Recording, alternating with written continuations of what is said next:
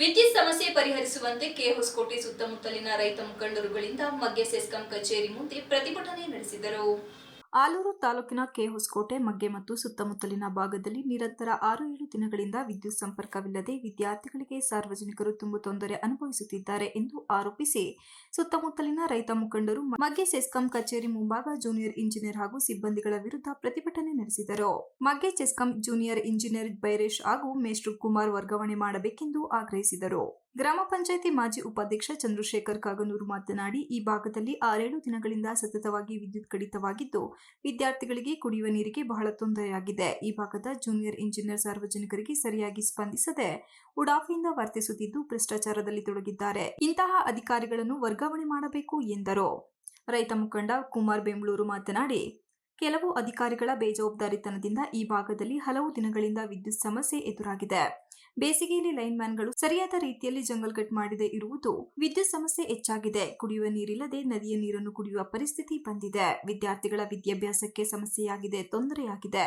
ಈ ಬಗ್ಗೆ ಹಲವು ತಿಂಗಳುಗಳಿಂದ ಸೆಸ್ಕಾಂ ಅಧಿಕಾರಿಗಳಿಗೆ ಗಮನಕ್ಕೆ ತಂದರೂ ಯಾವುದೇ ಸಮಸ್ಯೆ ಪರಿಹಾರವಾಗಿಲ್ಲ. ಈ ಭಾಗದಲ್ಲಿ ಕಾಡಾನೆಗಳ ಹಾವಳಿ ಹೆಚ್ಚಾಗಿದ್ದು ದಿನದ 24 ಗಂಟೆಯೂ ವಿದ್ಯುತ್ ಸರಬರಾಜು ಮಾಡಬೇಕೆನ್ನುವ ನಿಯಮವಿದ್ದರೂ ಅಧಿಕಾರಿಗಳ ನಿರ್ಲಕ್ಷ್ಯದಿಂದ ವಿದ್ಯುತ್ ಇಲ್ಲದಂತಾಗಿದೆ. ಅಧಿಕಾರಿಗಳನ್ನು ತಕ್ಷಣ ವರ್ಗಾವಣೆ ಮಾಡಬೇಕು ಎಂದರು.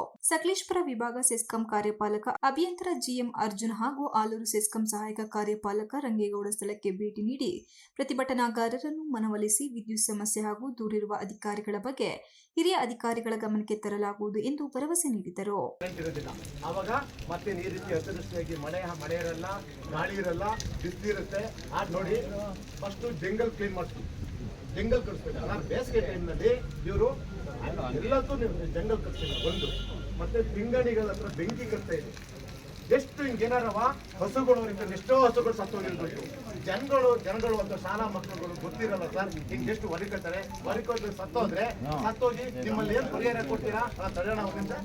ನಿಮ್ಮಲ್ಲಿ ಏನು 1 ಲಕ್ಷ 2 ಲಕ್ಷ ಹೈಯೆಸ್ಟ್ 5 ಲಕ್ಷ ಕೊಡ್ಬೋದು ಒಬ್ಬ ವ್ಯಕ್ತಿ. ನಂತರ ಪ್ರತಿಭಟನಾಗಾರರು ಪ್ರತಿಭಟನೆ ಹಿಂಪಡೆದರು. ಈ ಸಂದರ್ಭದಲ್ಲಿ ಕೆಹೊಸಕೋಟೆ ರೈತ ಸಂಘಟನೆಯ ಕಾರ್ಯದರ್ಶಿ ಜಯಣ್ಣ ಹೈದೂರು, ತಾಲೂಕು ಪಂಚಾಯಿತಿ ಮಾಜಿ ಉಪಾಧ್ಯಕ್ಷ ಕೆಎನ್ ಕಾಂತರಾಜು, ಮಲ್ಲಾಪುರ ಗ್ರಾಮ ಪಂಚಾಯಿತಿ ಉಪಾಧ್ಯಕ್ಷ ಚಂದ್ರಶೇಖರ್ ಕಾಗನೂರು, ರೈತ ಸಂಘಟನೆಯ ಮುಖಂಡರುಗಳಾದ ಚರಣ್, ಅಪ್ಪು, ಪ್ರವೀಣ್, ಸ್ಟಾಲಿನ್, ಸುಭಾಷ್, ರತ್ನ, ನಿಂಗರಾಜು, ದೀಪಕ್, ಅಣ್ಣಪ್ಪ ಸೇರಿದಂತೆ ಹಲವರು ಮುಖಂಡರು ಭಾಗಿಯಾಗಿದ್ದರು. Pradeep, TV 46 news Kannada, Alur. You are watching TV 46 News Kannada.